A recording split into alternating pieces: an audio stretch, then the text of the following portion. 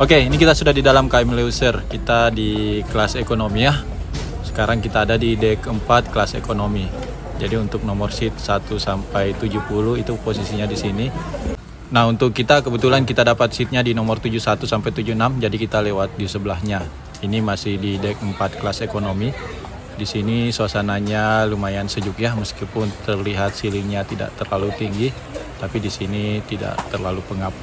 Nah, jadi ini dia seat 71 sampai 76. Jadi posisi kita di sini.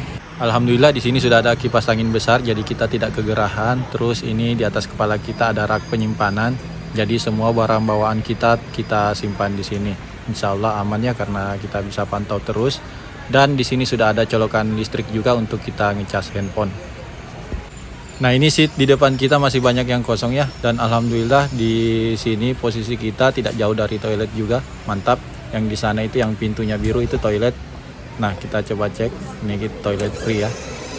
Nah, ini toiletnya bagus ya, lumayan bersih. Dan di sini ada 3 bilik kamar mandi, ada 2 tempat kencing dan 2 wastafel. Mantap.